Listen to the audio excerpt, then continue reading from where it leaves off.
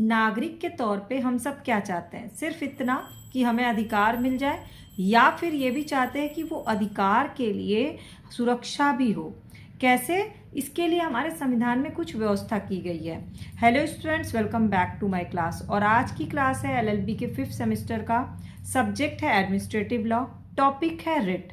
हालांकि ये writ topic सिर्फ एडमिनिस्ट्रेटिव लॉ के लिए नहीं बल्कि पब्लिक एडमिनिस्ट्रेशन सब्जेक्ट के लिए, पॉलिटी सब्जेक्ट के लिए, यूपीएससी के लिए, सभी एग्जाम के लिए बहुत इंपॉर्टेंट है रिट को समझना। और रिट में 2 रिट बहुत ही ज़्यादा इंपॉर्टेंट होते हैं। तो बेसिकली रिट क्या है? रिट बनाया गया है जनहित के लिए, और इसीलिए रिट का प्रावधान किया गया कि अगर आपके अधिकारों का हनन हो जाता है तो आपको रिट दायर करने का अधिकार मिलता है। अब इसमें सबसे इंपॉर्टेंट बंधी प्रत्यक्षीकरण रिट है, लेकिन बंधी प्रत्यक्षीकरण का पहले उसका अर्थ, स्वरूप और आधार समझना जरूरी है कि अर्थ क्या होता है। तो इस बंधी प्रत्यक्षीकरण लैटिन शब्द है जिसका अर्थ है निरुद्ध व्यक्ति को न्यायालय के समक्ष प्रस्तुत करना। निरुद्ध मतलब गिरफ्तार व्यक्ति को। यह आदेश उन व्यक्तियों के विरुद्ध जारी किया जाता है जो किसी को बंदी बनाए हुए हैं।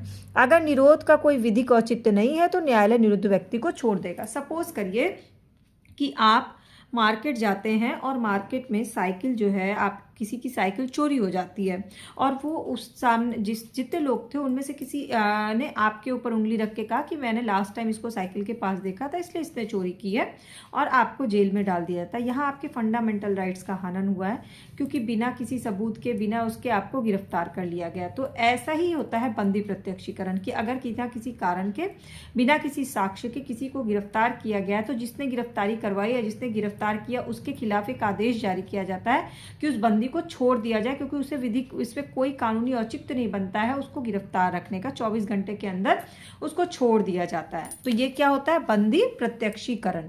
मतलब निरुद्ध व्यक्ति को न्यायालय के समक्ष प्रस्तुत करो 24 घंटे के अंदर, अगर आपके पास कोई भी साक्ष्य है तो, वरना उसको छोड़ दो। अब इसका उद्देश्य क्यों ऐसा बनाया गया? इसका उद्देश्य क्या था? तो क्या होता है, जब अवैध रूप से गिरफ्तारी की बढ़ने लगती है, तो अवैध रूप से गिरफ्तारी को रोकने के लिए और व्यक्ति को उसका शीघ्र कोई उपाय देने के लिए बंदी प्रत्यक्षीकरण ऐड किया गया। यानी कि ये हमारे व्यक्तिगत स्वतंत्रता को सुरक्षित करता है और प्रशासनिक अधिकारी के मनमानेपन पर रोक लगाता है। 2 चीज इसका उद्देश्य है। एक तो हमारी व्यक्तिगत स्वतंत्रता की, बिना रीजन के हमें कोई गिरफ्तार ना करे, 24 घंटे जेल में ना रखे, और दूसरा जो प्रशासनिक अधिकारी है वो उनका जो निरंकुशता या मनमानापन है उस पर रोक लग सके। अब यहाँ पर एक वाद अगर आप लिख देते हैं तो ऑब्वियस है नंबर बहुत अच्छे मिलेंगे। तो ये वाद है सुनील बत्रा बनाम दिल्ली प्रशासन का वाद। न्यायिक उपचारों का सर्वाधिक प्रयोग जो होता है वो इसी के द्वारा होता है, ये न्यायिक उपचार के रूप में है। दूसरा वाद है केरल राज्य बनाम अब्दुल्ला का वाद। यदि कारावास के लिए कोई विधिक औचित्य ना हो तो उसे मुक्त कर दें। इस वाद में कहा गया कि अगर किसी को जेल में डालने के लिए कोई विधिक कानूनी औचित्य नहीं दिखता है तो उसे मुक्त कर दिया जाए। केरल राज्य बनाम अब्दुल्ला में कहा गया। अब बात यह होती है कि बंदी प्रत्यक्षीकरण का आवेदन कौन कर सकता है? तो सबसे पहले तो जो बंदी बना है वो खुद भी प्रस्तुत कर सकता है, आवेदन कर सकता है बंदी प्रत्यक्षीकरण का, कि उसको तुरंत मुक्ति दी जाए। उसकी प्रक्रिया जानने का उसको अधिकार है कि कैसे मुक्ति हो सकती है, क्योंकि उसको शारीरिक रूप से बंदीकरण किया गया इसलिए। और जिन लोगों को शारीरिक रूप से बंदीकरण नहीं किया गया, घर में ही कई लोगों के जैसे होता है ना, सर्विलांस पे मोबाइल लगा दिया गया, घर में नाकाबंदी कर दी गई है, तो वो भी एक बंदीकरण होता है, उसके लिए भी आवेदन दिया जा सकता है। यानी कि अगर शारीरिक रूप से कोई बंदी है तो भी, और नहीं बंदी है शारीरिक रूप से तो भी, दोनों ही उसमें एक प्रक्रिया होती है जो प्रस्तुत की जाती है आवेदन करने के लिए, और नियंत्रण और अधीनता दोनों ही देखा जाता है। इसमें मिस बीना सेठी बनाम बिहार राज्य का वाद है कि हजारीबाग और बिहार में कई जेलों में दशकों से ऐसे कैदी रह रहे थे जिसमें से मैक्सिमम लोग थे जिनका केस अभी भी विचारण में चल रहा था और वो सजा भुगत रहे थे। उनके लिए ये स्पेशली किया गया बंदी प्रत्यक्षीकरण के द्वारा उनको छुड़ाने का काम। अब इसके बाद रिट जारी करने का आधार क्या होता है? तो सबसे पहले तो जो याची है, जिसने याचना की है, वो बंदी होना चाहिए या किसी की नाकाबंदी में अभिरक्षा में होना चाहिए, तो ही वो यह अप्लाई कर सकता है। दूसरा, प्रार्थना पत्र बंदी अगर नहीं कर रहा है तो उसके हस्बैंड, उसकी वाइफ, उसके मदर, उसके फादर, उसका कोई पुत्र पुत्री, ये लोग कर सकते हैं, मतलब क्लोज रिलेटिव्स कर सकते हैं। तीसरा, ये जनहितवाद के विकास के लिए बनाया गया है। चौथा, रिट बार बार एक ही न्यायालय में के विभिन्न उसमें प्रस्तुत करने का अधिकार नहीं, कि आप एक ही रिट को बार बार एक ही न्यायालय में बार बार, अगर एक बार न्यायालय ने उसको खारिज कर दिया तो आप उसको दोबारा मत पेश करिए, क्योंकि न्यायालय कारण देख कर के खारिज करेगा। तो एक ही रिट को बार बार एक ही न्यायालय में पेश नहीं किया जा सकता है।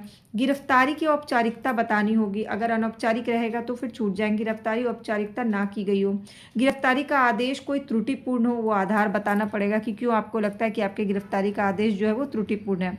अधिकारी का पूर्ण रूप से संतुष्ट होना जरूरी है, और बंदी बनाए जाने का आधार अगर अनिश्चित लगता है तो करें। गिरफ्तारी के आधार बताने में अगर कोई विलंब कर रहा है कि मतलब कोई गिरफ्तार करके जेल में डाल दिया पर क्यों गिरफ्तार किया गया उसका कारण नहीं बताया जा रहा, तो भी बंदी प्रत्यक्षीकरण के लिए अप्लाई कर सकते हैं। और आदेश जो है वो अनियमित पूर्ण हो। तो ये सारे कंडीशन है जब रिट जारी किए जाने का आधार तैयार होता है। अब है याचिका कब जारी नहीं की जा सकती है। तो अगर न्यायालय के द्वारा उसे सजा के तौर पे बंदी बनाया गया हो तो फिर याचिका दायर करने का मतलब ही नहीं बनता है। व्यक्ति अगर किसी कानून के बाद बंदी बनाया गया है, जैसे मान लो कोई व्यक्ति है जो सबूत को नष्ट कर सकता है, छेड़खानी कर सकता है, इसलिए उसको बंदी बना लिया गया, तो बंदी प्रत्यक्षीकरण नहीं कर सकते हैं। जहां व्यक्ति को बंदी ना बनाया गया हो और छोड़ दिया गया हो तो भी, अगर छोड़ ही दिया गया है तो बंदी प्रत्यक्षीकरण के लिए आवेदन क्यों करना है। जहां प्रार्थना पत्र सही फॉर्मेट में फॉलो ना किया गया हो। तो बेसिकली रिट की महत्ता हमारे समय में अभी आधुनिक युग में बहुत बढ़ गई, क्योंकि प्रशासनिक अधिकारियों का मनमाना ढंग और व्यक्तियों की गिरफ्तारी को रोकने के लिए जरूरी हो गया। तो ये एक निवारक निरोध के रूप में काम करता है, अवयस्क की अभिरक्षा करता है, सदन के विशेषाधिकारों को भंग करने पर रोक लगाता है, आपातकालीन अवधि में प्रशासन पर कंट्रोल करता है और मानवीय अधिकारों की जागरूकता का काम करता है। इसमें दो वाद हैं, बोहर सिंह वर्सेस पंजाब राजवाद की। किसी व्यक्ति को जेल यातना दी गई है तो वो अंतिम होगी, इसके बाद बंदी प्रत्यक्षीकरण नहीं हो सकता। विद्या शर्मा बनाम शिव नारायण वाद में कहा गया कि किसी प्राइवेट व्यक्ति के विरुद्ध यह रिट नहीं जारी किया जा सकता है। प्रीतम सिंह बनाम यूनियन ऑफ इंडिया में कहा गया कि आवश्यक कागजात की जो प्रतियां हैं, फोटोकॉपी हैं, वो भी अगर विलंब से दी गई तो बंदी प्रत्यक्षीकरण नहीं हो सकता है। और ऑल्टर कॉमन बनाम बॉम्बे राज्य में कहा गया कि बंदी प्रत्यक्षीकरण के विजय में पूर्णतः छुपा वो क्या होता है, पूर्ण हुलिया देना जरूरी है। तो निष्कर्ष क्या लिखेंगे कि उच्चतम न्यायालय ने स्पष्ट किया कि बंदी प्रत्यक्षीकरण याचिका का प्रयोग विदेशी न्यायालय के द्वारा पारित किए गए आदेश के संबंध में नहीं किया जा सकता है। तो ओवरऑल बंदी प्रत्यक्षीकरण आप समझ गए। अब दूसरा आता है परमादेश। तो परमादेश क्या है, ये भी एक तरह का रिट है, पर ये किसके लिए है, ये भारत में न्यायालय की याचिका संबंधी क्षेत्राधिकार का इसमें बहुत महत्वपूर्ण है। क्योंकि जब हम संविधान में आर्टिकल 32 पढ़ते हैं और आर्टिकल 226 पढ़ते हैं तो इसमें अधिकारिता दी गई है जो संविधान के भाग 3 में हमको दिया गया मौलिक अधिकार, और मौलिक अधिकार की रक्षा के लिए बंदी प्रत्यक्षीकरण, परमादेश, प्रतिषेध अधिकार, परीक्षा, उत्प्रेषण, रिट की शक्ति दी गई है। तो धारा अनुच्छेद 226 के अधीन रिट जारी करने की शक्ति न्यायालय की मूल अधिकारिता का है। तो ये आपको इंट्रोडक्शन होगा। अब परमादेश का अर्थ समझते हैं। तो परमादेश का अर्थ होता है हम आदेश देते हैं। परमादेश का अर्थ क्या हुआ, हम आदेश देते हैं। अब ये आदेश किसको दिया जा रहा है, कौन दे रहा है। तो अगर कोई कर्तव्यों का सही तरह से पालन नहीं करता है तो हम क्या कहते हैं कि हम आपको आदेश देते हैं कि आप कर्तव्यों का सही तरह से पालन करें। तो भारतीय प्रशासनिक विधि में इस रिट का उद्देश्य न्याय पाने से, इसलिए इसे न्याय का रिट भी कहा जाता है। परमादेश को क्या कहते हैं, न्याय का रिट कहते हैं। ये आप बोल्ड लेटर्स में लिखिएगा। इसके बाद इसका उद्देश्य न्याय पाने से, इसलिए इसे न्याय का रिट कहा जाता है। परमादेश जारी करने की शर्तें क्या है। तो जब प्रार्थी को वैध अधिकार प्राप्त हो, जब किसी वैध अधिकार का उल्लंघन हुआ, जब उल्लंघन किसी लोक प्राधिकारी द्वारा किया गया, जब किसी लोक प्राधिकारी ने अपना कर्तव्य का पालन ना किया हो और प्राधिकारी ने उस काम को करने से मना कर दिया हो और उसका प्रभावशाली उपचार भी उसने नहीं दिया हो, तो क्या जारी होता है, परमादेश। यानी बेसिकली ये किसके लिए जारी होता है, अधिकारियों के लिए जारी होता है कि वो अपने कर्तव्यों का पालन ठीक से करें। अब इसके लिए केस क्या है, भोपाल शुगर इंडस्ट्रीज लिमिटेड बनाम इनकम टैक्स ऑफिसर। इसमें कहा गया कि विवादित आदेश द्वारा अगर अन्याय हुआ है तो परमादेश जारी किया जाएगा।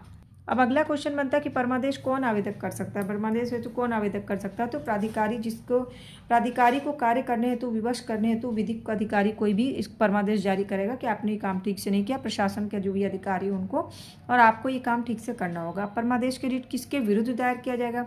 तो किसी प्राइवेट व्यक्ति के विरुद्ध इसको जारी नहीं किया जा सकता, क्योंकि ये प्रशासनिक शासन से जुड़े व्यक्ति को से रिलेटेड है। अर्ध सरकारी संस्था जो मतलब आधि सरकारी हो, जैसे लोक निगम के विरुद्ध ये जारी हो सकता है, पर कंप्लीटली प्राइवेट व्यक्ति या प्राइवेट संस्था के खिलाफ इसको जारी नहीं किया जा सकता है। राष्ट्रपति के विरुद्ध से विधान प्रदत्त अधिकार के तहत जारी नहीं किया जा सकता, पर विधेयक पर विचार करने और उस पर रोक लगने हेतु भी नहीं हो सकता। इसलिए जो भी लोक पद धारण किया हुआ व्यक्ति या संस्था होगा उसी के लिए परमादेश जारी किया जाता है। अब इसमें बात क्या है, रोहतास इंडस्ट्रीज बनाम भारत संघ। ये लेख एक प्राइवेट व्यक्ति के विरुद्ध जारी किया जा सकता है यदि वो सार्वजनिक कर्तव्यों के अधीन, मतलब कोई एक प्राइवेट व्यक्ति लेकिन काम वो सार्वजनिक कर रहा है, मतलब प्राइवेट व्यक्ति और NH बनवा रहा है अगर, तो उसके विरुद्ध क्या किया जाएगा, परमादेश जारी कर सकते हैं। तो बेसिकली भारत में परमादेश की शुरुआत 1773 में 1773 में कलकत्ता उच्चतम न्यायालय के गठन से हुआ। फिर 1877 में लोक पद धारण करने वालों के किसी व्यक्ति के लिए परमादेश लिखा है। 1963 में उच्चतम न्यायालय में भी परमादेश जारी कर सकता है, ये भी कहा गया। और परमादेश की रिट एक आज्ञा के रूप में है कि परमादेश एक न्यायिक उपचार है, अधिकारों और कर्तव्यों को पूरा करने के लिए बाध्य करती है, न्यायाधिकरणों को क्रियाशील बनाती है, नैसर्गिक न्याय का उल्लंघन करने वालों को क्रियाशील करती है। और बिहार कोऑपरेटिव सोसाइटी बनाम सिपाही सिंह के मामले में कहा गया कि परमादेश अधिकारी को अपने दायित्व को पूरा करवाने के लिए ही लगाया जाता है। अब इसमें एक और वाद है, सोहनलाल बनाम भारत संघ, परमादेश की याचिका प्राइवेट व्यक्ति को जारी की जा सकती है, इसमें ये कहा गया।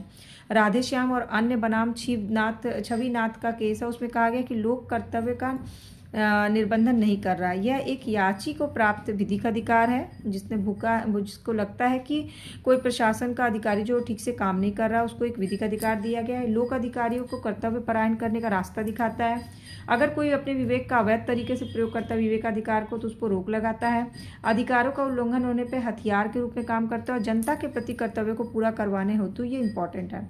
अंतिम में इसमें एक केस लिख सकते हैं, रतलाम म्यूनसिपलिटी बनाम विरसी चंद का केस है। तो इस तरह से रिट क्या है, जनहित के लिए जारी किया जाता है। रिट में दो इंपॉर्टेंट क्या है, बंदी प्रत्यक्षीकरण और परमादेश। वैसे तो और भी रिट इंपॉर्टेंट है, पर ये दो लॉन्ग क्वेश्चन है, बहुत इंपॉर्टेंट है। तो आपको पहले लिखना है रिट क्या होते हैं, रिट का बनाने का उद्देश्य क्या है, आवेदन कौन कर सकता है, आवेदन कौन नहीं कर सकता है, किसके खिलाफ आवेदन नहीं हो सकता है, जारी करने का आधार क्या क्या है, फिर रिट काम कैसे करता है। आप चाहें तो रिट की आलोचना भी कर सकते हो और बाद में उसको कंक्लूड कर दीजिएगा। तो ओवरऑल आज की ये क्लास कैसी लगी जरूर बताइएगा। बाकी की क्लासेस चैनल के प्लेलिस्ट पे अपलोडेड है, उसे ज़रूर देख लीजिएगा और नीचे कमेंट सेक्शन में अपना नाम और लोकेशन मुझसे ज़रूर शेयर करिएगा। सब्सक्राइब या फॉलो बटन को क्लिक करने का फ़ायदा ये होगा कि सारी क्लासेस की अपडेट आपको फ्री ऑफ कॉस्ट मिल जाएगी।